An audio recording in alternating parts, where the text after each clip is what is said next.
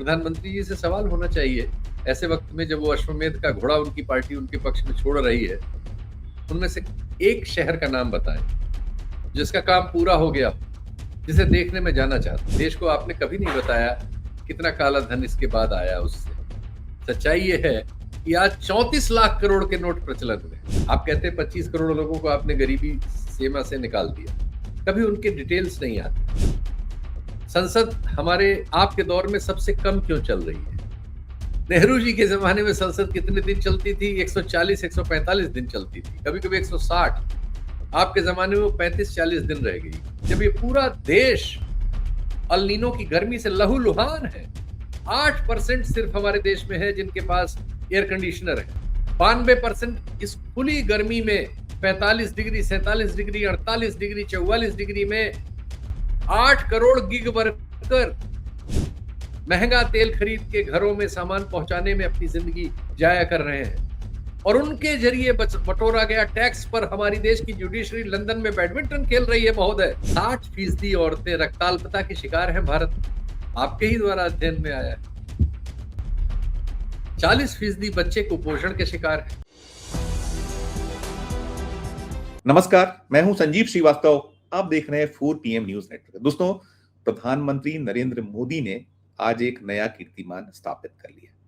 वे लंबे वक्त तक प्रधानमंत्री रहने के नेहरू जी के जो कार्यकाल थे उससे आगे निकल गए। हालांकि जो ये मामला है वो एक अंतरिम PM वाला जो उसमें पेंच है वो जोड़कर है। खैर, प्रधानमंत्री जी ने ये जो एक स्थापित किया है कीर्तिमान, उसके लिए उनको बधाई। लेकिन जो बहुत सारे प्रश्न हैं, सवाल हैं, उनका जो ये 12 वर्षों का दौर है, इसी पर हम बातचीत करने के लिए चलेंगे। एक बेहद बेहद खास मेहमान के साथ जोड़ना चाहूंगा।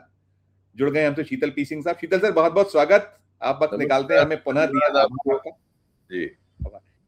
सर, मैं मोदी पर बात करने के पहले एक छोटी सी टिप्पणी चाहूंगा। आप देख रहे होंगे एक मसला चल रहा है अब, क्योंकि बार बार ब्लेम होते हैं कि लोकतंत्र की हत्या, संविधान खतरे में है। हम लगातार इसकी गूंज हो रही है और उससे जुड़े मसले मामले आ रहे हैं। अभी एक मामला मध्य प्रदेश में बड़ा हॉट है, गर्म है। और झारखंड भी आपने देखा होगा, राज्यसभा के चुनाव चल रहे हैं। मीनाक्षी नटराजन का एक पर्चा रद्द हुआ है, कुछ गलतियां उनकी निकाली गई। लेकिन जो इस पूरे मसले पर विशेषज्ञ जानकार ये कह रहे हैं कि इस मामले में benefit of doubt Meenakshi Natarajan को मिलना चाहिए था। अब विवेक तनखा साहब को हम सुना तो ये भी कह दिया कि अब तक बीजेपी या election commission of India vote चोरी करता था, सीट चोरी पर आमादा हो गया। तो एक टिप्पणी इस पर मैं मोदी जी पे बात करूंगा। शीतल सर, देखिए, ये कुछ संयोग भी है कि 2 जगह कॉम्प्लिकेशन हुए, झारखंड में और मध्य प्रदेश में। एक जगह रिटर्निंग ऑफिसर एक आदमी को मौका दे रहा है अगले दिन का, एक जगह रिटर्निंग ऑफिसर तुरंत उसकी बलि चढ़ा रहा है। जो तथ्य आए हैं उसके अनुसार उनके खिलाफ कोई FIR पेंडिंग नहीं है। एक कोर्ट में पिटीशन है जिसमें दूसरे लोगों के साथ उनका नाम सिर्फ इसलिए है कि कोई कंप्लेनेंट है जिसका दोषी कोई और है। वो उसमें सिर्फ ये कहा गया है कि उसमें उन्होंने मीनाक्षी नटराजन से भी शिकायत की थी, जिस पर उन्होंने कोई एक्शन नहीं लिया। मीनाक्षी नटराजन के वकील ने उसका जवाब दिया था, तो वो नोटिस के लेवल पे था। ऐसा समझने के सारे कारण है कि जो फॉर्म भरा जाता है उसमें मुकदमों का डिटेल दिया जाता है। ये मुकदमा नहीं है, कोई FIR हुई नहीं है, कोई क्रिमिनल केस उनके खिलाफ चल नहीं रहा है। एक मामले में उनको नोटिस आया है, नोटिस का उन्होंने जवाब दिया है और वो इंतजार कर रही कि आगे की प्रक्रिया होती। अगर वो मुकदमे में तब्दील होता तो उसका जिक्र करती। तो लगता है प्रथम दृष्टया कि उनका भी तर्क कोई बहुत कमजोर नहीं है। लेकिन अब रिटर्निंग ऑफिसर ने फैसला कर दिया और वहां पर जगह नहीं है। आखिरी एक गलती इन लोगों की जरूर टेक्निकल थी कि आखिरी दिन ये अपना नामांकन किया इन्होंने। और ये तो अब विपक्ष के लोगों को तो ये तो देख के ही चलना होगा कि सामने जो आपके प्रतिपक्ष है, जो सत्ता में है, जो निजाम है, वो तो आपको हर तरह से रोकेगा। उन्होंने तीसरा प्रत्याशी तो वहां खड़ा ही कर दिया था, यानी वो इस सीट को जीतना तो चाहते ही थे। अगर चुनाव भी होता तो वो आपके वोटर तोड़ने की कोशिश करते। आपने उसके लिए MLAs को वहां से हटाने की तैयारी की थी। तो ये सब तो जब वो तैयारी की थी तो और बाकी भी तैयारियां करनी ही थी। अब समहाउ हम मानते हैं कि इसमें मनमानी हुई है, लेकिन हम मान के क्या कर लेंगे? देश देख रहा है कि एक अंबानी के कारकुन खड़े हैं जो कई बार राज्यसभा में जा चुके हैं झारखंड से, वोट खरीद लेते हैं। बीजेपी उनको परोक्ष समर्थन दे रही है, उनके मामले में रिटर्निंग ऑफिसर उनको मौका दे रहा है अगले दिन जवाब देने का, इस मामले में मौका नहीं दे रहा है, तो क्या कर सकते हैं। अब ये सब करते हुए इस सरकार के बारे में तो ये प्रसिद्ध है कि वो इस तरह की चीजों में कोई नैतिकता, तर्क या लोकतांत्रिक परंपरा, इन सब चीजों का कोई हवाला नहीं रखते। वो नतीजे पे रखते हैं, नतीजा उनके पक्ष में चला गया। सर, अब मैं लौट आता हूँ जो मूल विषय है, मैंने जिस पे आपको आग्रह किया था, आप पधारे हुए हैं।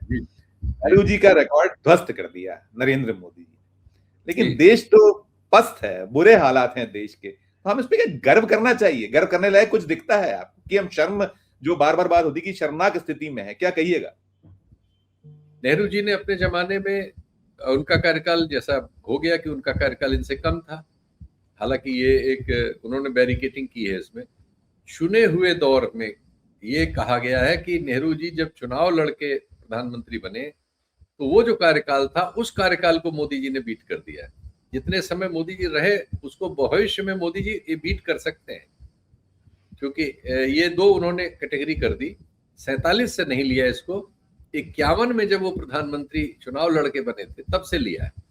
ठीक है, अच्छी बात है, कोई भी रिकॉर्ड कहीं आगे बढ़ाता है तो बहुत अच्छी बात है, उसके लिए बधाइयां प्रधानमंत्री जी को। उम्मीद है कि वो जो पूरा रिकॉर्ड है उसको भी तोड़ देंगे भविष्य में। लेकिन हम दूसरे रिकॉर्ड की बात करेंगे। नेहरू जी ने इस देश में दर्जनों इंस्टीट्यूशन बनाए जिन पर इस नए भारत की नींव पड़ी। इसरो, IIM, IITs, ये सब शिक्षा के बड़े बड़े मंदिर, प्रशासनिक व्यवस्थाओं के बड़े बड़े मंदिर, भविष्य की संभावनाओं के बड़े बड़े मंदिर, ये उन्होंने बनाए। उन्होंने राम मंदिर नहीं बनाया, उनकी रुचि सोमनाथ मंदिर में भी नहीं थी। आपको ये श्रेय है कि आपके समय में राम मंदिर बना, कोर्ट के आदेश से, लेकिन बना। आप इसका श्रेय ले सकते हैं, लेकिन ये तो देश का समाज आने वाले दिनों में तय कर पाएगा कि उसको किससे क्या हासिल हुआ। क्या ये देश आज जहां है उसमें IIT, IIM, इसरो जैसी संस्थाओं की और ऐसी अनगिनत संस्थाएं हैं, अगर वो लिस्ट पढ़ना शुरू करेंगे तो कार्यक्रम का वक्त हो जाएगा। उन्होंने इस देश को बनाया या ये सब बना रहा है?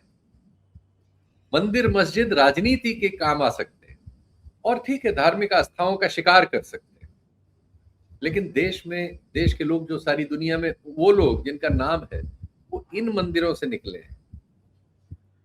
अब देखेंगे कि इस राम मंदिर से निकल के कौन इस देश के लिए क्या करता है। उन मंदिरों से निकले हुए लोग हम लोग जानते हैं, चारों तरफ वो हमारे परिक्रमा कर रहे हैं, उनका नाम है, उनकी वजह से हमारा नाम है। आपने इसके अलावा कुछ काम लिए थे। आपने 2015 में 100 स्मार्ट सिटी बनाने का काम लिया था और उसके लिए करीब 65,000 करोड़ एलोकेट किए थे। प्रधानमंत्री जी से सवाल होना चाहिए ऐसे वक्त में जब वो अश्वमेध का घोड़ा उनकी पार्टी उनके पक्ष में छोड़ रही है, उनमें से एक शहर का नाम बताएं जिसका काम पूरा हो गया हो, जिसे देखने में जाना चाहता। और मैं कहूंगा हमारे मित्र भी चले और देश के वासी चले कि वो स्मार्ट सिटी कहाँ है। ये ठीक उस समय है जब देश के पड़ोसी देशों में और दुनिया में बहुत से दूसरे देशों ने इस तरह के लक्ष्य लिए और वो कहां पहुंचे। चीन की तो बात ही छोड़ दें, वियतनाम, कंबोडिया, थाईलैंड, कोरिया, इन सब देशों ने इसी दौरान कितने स्मार्ट सिटीज बनाए और हम एक भी क्यों नहीं बना सके। 65,000 करोड़ की हमारी योजना क्यों मिट्टी में मिल गई। आपने एक फैसला लिया कि नोटबंदी करेंगे, आपने नोटबंदी की, क्या हुआ? 17 लाख, 16 लाख, 17 लाख के बीच हमारे पास उस समय नोट प्रचलन में थे। आपका दावा था कि हम इसे कम करेंगे, डिजिटल करेंसी बढ़ाएंगे और इसमें जो गड़बड़ियां हैं, नकली नोट छपने की, आतंकवादियों नक्सलवादियों के काम में आने की, उनकी कमर तोड़ देंगे और देश में काला धन इससे ले आएंगे जो चोरी हो गया है। देश को आपने कभी नहीं बताया कितना काला धन इसके बाद आया उससे। सच्चाई ये है कि आज 34 लाख करोड़ के नोट प्रचलन में। 43 लाख करोड़ कहते हैं सर, शायद 16-17 लाख करोड़ से 43 लाख करोड़ का आंकड़ा आ रहा है शायद, जो मेरे हो सकता है। मैं पुराना आंकड़ा बता रहा हूँ, हो सकता है आप जो कह रहे हैं वही हो सकता है। कितने नोट प्रचलन में है। डिजिटल करेंसी भी आई है, डिजिटल, लेकिन बहुत छोटे सेक्शन में। तो ये जो स्थिति है। दूसरे जो रिजर्व बैंक के डाटा है पिछले 10 सालों के, इस दौरान हमारे यहाँ नकली नोटों का प्रचलन बहुत बढ़ गया है, साइबर क्राइम फंड्स में बहुत बढ़ गया है, ये पूरे एशिया में सबसे ज्यादा है। और अब आप तीसरी खबर ला रहे हैं कि ये नोट फिर से बदले जाएंगे और एक कंपनी कोई अडानी साहब ने खोली है जिसमें कुछ प्लास्टिक के नोट छपेंगे। तो ऐसा लगता है कि वो योजना सारी इसलिए थी कि कल को जब अडानी साहब अपनी प्लास्टिक के नोट वाली कंपनी लगाएंगे तो आप उसमें जाके शामिल हो जाएंगे, क्योंकि बार बार आपके साथ नाम अडानी जी का आता है। इसलिए सवाल बनते हैं सर, इस समय जब आपने समय पूरा किया है उसके लिए आपको फिर से धन्यवाद और साधुवाद, और भविष्य के लिए मंगल कामनाएं। तो इस तरह के सवाल आपके दौर में आएंगे कि इस दौर में 70% लोग इस देश के, उनकी आय कम क्यों हुई। आप कहते हैं 25 करोड़ लोगों को आपने गरीबी सीमा से निकाल दिया, कभी उनके डिटेल्स नहीं आते। संसद हमारे आपके दौर में सबसे कम क्यों चल रही है। नेहरू जी के जमाने में संसद कितने दिन चलती थी? 140 145 दिन चलती थी, कभी कभी 160। आपके जमाने में वो 35-40 दिन रह गई। ये भी तो सवाल होगा सर। और 70% लोगों की आय जो कम हुई है डॉलर टर्म में, क्योंकि आप उसमें फिर रुपए का आंकड़ा बताने लगेंगे कि उनके जमाने में 80,000 था, हमारे जमाने में 1,16,000 है या 1,25,000। भाई रुपए की वैल्यू तो बताइए। रुपए की वैल्यू अगर मनमोहन सिंह जी 58-60 छोड़ गए थे, आपने उसे 97-98 पे पहुंचा दिया है, 100 न पहुंच जाए, तो अगर रुपए की वैल्यू आधी रह गई है तो उसमें आप 10% 20% की ग्रोथ को कैसे उसके जरिए छुपा लेंगे। तीसरे 82 करोड़ लोगों को 5 किलो राशन देना पड़ रहा है। अमित शाह जी ने कल गिनवाई है उनकी उपलब्धियां, उसमें कहा गया है कि हम 80 करोड़ लोगों को राशन दे रहे हैं, 4 करोड़ लोगों को घर दिए। ये उपलब्धि में गिना रहे हैं आप जो कह इसको उपलब्धि बताएंगे। 60% औरतें रक्ताल्पता की शिकार हैं भारत में, आपके ही द्वारा अध्ययन में आया है। 40% बच्चे कुपोषण के शिकार हैं। एक यूनिवर्सिटी का नाम बताइए जो पिछले 12 सालों में आपके राज्य में, आपने 12 साल आप वहां मुख्यमंत्री भी रहे, 12 साल यहाँ, आप तो 25 साल बता रहे हैं, ठीक है। वहां या यहाँ बताइए एक विश्वविद्यालय, अनेक नेहरू जी के जमाने में है, इंस्टीट्यूशन दर इंस्टीट्यूशन है, एक बताइए जो पार एक्सीलेंस हो, जो दुनिया की 100 यूनिवर्सिटियों में शामिल हो सका हो, 200 में हो सका हो, 300 में हो सका हो, 500 में हो सका हो, जो आपके जमाने में बना। आपने एक योजना जरूर बनाई थी जिसमें 1000 करोड़ अंबानी जी को दे दिए थे कि वो ऐसी यूनिवर्सिटी बनाए, कहाँ है? ये सवाल होंगे सर, और ये सवाल बड़े कठिन है। बेरोजगारी की दर क्या है? नेहरू जी के समय में हमारी इकोनॉमी कहाँ थी, आज हमारी इकोनॉमी उसी प्रतिशत में कहाँ है? तो ये सब सवाल हमेशा आएंगे और इन सवालों के उत्तर देश को ज्यादा चाहिए। कितनी परीक्षाएं इस समय हमारी असफल हो रही हैं, नौकरी पाने की भी और जनरली शिक्षा में अगली सीढ़ी पर जाने की भी। इतनी बड़ी संख्या में इनका जो फेल्योर है तो हम क्या कहेंगे। दूसरे जो लोकतांत्रिक संस्थाओं का क्षय है, जिसको दुनिया के, नेहरू जी के जमाने में भारत की लोकतांत्रिक संस्थाओं के बारे में दुनिया की क्या रेटिंग्स थी, आपके जमाने में दुनिया की संस्थाओं की रेटिंग हमारे बारे में क्या है? मानवाधिकार की पोजीशन क्या है? अल्पसंख्यकों का प्यू रिसर्च 2021 बताता है कि 21% अल्पसंख्यक समुदाय के लोग किसी न किसी भेदभाव के शिकार हुए अपने जीवन में। अगर उनमें डर है, उनमें कंफ्यूजन है, उनमें उनके खिलाफ अत्याचार हो रहे हैं, लगातार बढ़ रहे हैं, इसको श्रेय के तौर पर कैसे लिया जा सकता है? आदिवासियों की दशा क्या है?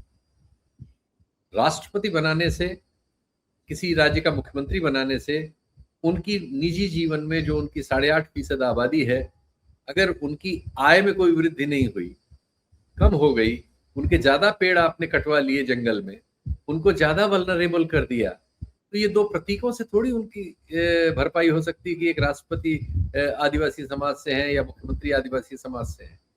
आदिवासी समाज का मुख्यमंत्री रख के आप व्यापारिक समाज के लिए सारे पेड़ कटवा देंगे जहां वो रहते हैं, जिससे उनका रोटी पानी चलता है, तो इसको उनका भला कहा जाएगा? ये सब सवाल हैं जो आपके सामने खड़े। हम लोग तो चूंकि समय हमेशा जो भी जब जहां सत्ता में रहा है उससे सवाल ही हमने किया है। हमें लगता है कि हमारा यही काम है कि हम आवाम की ओर से सवाल करें और सत्ता उसका जवाब दे। हमें लोकतंत्र के बारे में यही पढ़ाया लिखाया समझाया सिखाया गया था। लेकिन आपके जमाने में हमारी रेटिंग कहाँ है? मीडिया की रेटिंग दुनिया के उन देशों के आसपास क्यों पहुंच गई है जिन देशों को देश ही समझने में लोग चकित हो जाते हैं, जिनके पास कोई व्यवस्था नहीं है, जिनका स्टेट स्ट्रक्चर कोलैप्स्ड है, जिनके पास ठीक से जुडिशरी नहीं है, फंड्स नहीं है, आर्थिक हालत और सामाजिक हालत दोनों खराब है। हम उनके आसपास क्यों, उनके अगल बगल क्यों खड़े? अभी हमारे यहाँ के बड़े राज्य, बिहार जैसे राज्य, उनकी हालत सब सहारन सोमालिया या अफ्रीका के जो देश हैं, सब सहारन अफ्रीकन देशों की तरह क्यों? मैं नहीं कहता कि ये सिर्फ 12 साल में हो गया, बहुत सारी चीजें हमारी पीछे से चली आ रही, लेकिन आपके जमाने में उनमें वृद्धि हो रही है महोदय। अगर उनमें वृद्धि हो रही तो हम कहेंगे इसको, क्योंकि अगर ज्यादा बड़ी आबादी कठिनाइयों में जा रही है आपके समय में और एक छोटे हिस्से को उसका लाभ मिल रहा है, तो शिकायत आएगी, ये बनेगी। और इसका उत्तर तो देना ही होगा जो राहुल गांधी बार बार आपके सामने रख रहे हैं, नेता विपक्ष हैं, कि आप जिस जहाज में 2014 का कैंपेन कर रहे थे, जिस उद्योगपति के जहाज में, उसी उद्योगपति की आय आपके युग में 1200% बढ़ी है और लगभग देश के सारे किस्म के संसाधनों पर जिसमें उसकी दृष्टि गई है उसकी मोनोपोली होती जा रही है। ये सवाल आएगा सर, क्योंकि ज्यादा लोग हमारे यहाँ गरीब हैं और आबादी हमारी दुनिया की सबसे बड़ी है। तो ये सब सवाल है जो आपके कार्यक्रम के जरिए हम अपने प्रधानमंत्री जी के लिए ससम्मान प्रेषित कर रहे हैं और इनके उत्तर देश को आना चाहिए। और एक आखिरी सवाल है जो हम जैसे अखबार नवीस हमेशा पूछेंगे कि हमको आपसे सवाल पूछने का मौका कब मिलेगा? बिल्कुल बिल्कुल बिल्कुल, मतलब सीधे सवाल पूछने का, हम वर्चुअली तो पूछते ही रहते हैं, आपके जवाब नहीं आते सर। वो कहते हैं कि 32 देशों ने सम्मानित किया, ग्लोबल ब्रांड। कभी पहले होता था कि विश्व गुरु और बीजेपी जो कहती है, क्या क्या नहीं, अब ये ग्लोबल ब्रांड। एक टिप्पणी इस पर। हमारा एक्सपोर्ट 2% से भी नीचे है दुनिया में। हमारी जीडीपी दुनिया के 3.37% है। हम किस बात के ग्लोबल ब्रांड? क्या बनाते हैं? हम सिर्फ अच्छी फोटो खिंचाते हैं, किसी दूसरे देश के नेता को जबरदस्ती गले में उसके पड़ जाते हैं, टूटी फूटी अंग्रेजी बोलते हैं, टेलीप्रॉम्प्टर से भाषण पढ़ते हैं गलत सही, ये ब्रांड है? ये मजाक का पात्र बना हुआ है सारी अंतरराष्ट्रीय मीडिया में सर। हो सकता है आपके बहुत सारे चाटुकार इसको ब्रांड बताते हो और इसका प्रचार करते हो। हमें तो शर्मिंदगी होती है क्योंकि दुनिया का हर अखबार आपके इस मस्करेपन पे मजाक उड़ाता है, मीम बनाता है। आपके खुद देश में बहुत बड़ी संख्या है जो इस मीम पर हंसती है, पॉपुलर है वो, आपने उनको हटवाया है सोशल मीडिया प्लेटफॉर्म से। सर, इन चीजों के जवाब चाहिए। जिन चीजों का आप प्रचार करेंगे उसमें दूसरे उसका काउंटर भी हमेशा मौजूद है, दोनों का उत्तर चाहिए हो संवाद के लिए। फिर भी आपको फिर से बताइए, वो अमेरिका कहता है कि युद्ध रोक दीजिए, रुक गया, यहाँ से तेल खरीदिए, यहाँ से ना खरीदिए, और आप ब्रांड हैं आप सर। अब जैसे जो अपनी उपलब्धियां जो गिना रहे हैं, वो आपने तो बहुत सारे और बहुत सटीक सवाल किए हैं, उनके जवाब हम सोचते हैं कुछ आए, लेकिन आना संभव ही नहीं है, आएंगे नहीं, सीधे तो हम नहीं। अब वो कहते हैं statue of unity, statue of liberty से दोगुनी ऊंची उपलब्धियों में हमने हर जो है भारतमाला के तहत 34,800 किलोमीटर के सड़कों का जाल बिछा दिया है। ये जो है आप लेते हैं सबसे, नेहरू जी के दौर में ये टोल और तमाम टैक्सेस नहीं होते थे, आज कैसे बन रहा है। आप दूसरा कहते हैं कि हमने ये टनल बना ली, हमने मुंबई काटल सेतु बना डाला, हमने, ठीक है, अच्छी बात है, रोहतांग टनल हमारी जो है उपलब्धि है, ये उपलब्धियां आप बताते हैं। लेकिन जो आपने कहा कि हम रोजगार के मोर्चे पे, हम जो गरीबी के मोर्चे पे खड़े कहाँ हुए, ये उपलब्धियां इस तरीके से, इस पर भी बता देता हूँ, इस पर सुन लीजिए। मनमोहन सिंह जी के जमाने में जो हमारा ये सड़कें बनाने वाला जो आयोग है, सरफेस ट्रांसपोर्ट मिनिस्ट्री के अंतर्गत, इस पर 25,000 करोड़ का कर्ज था। आज इस पर 4 लाख करोड़ से ज्यादा का कर्ज है।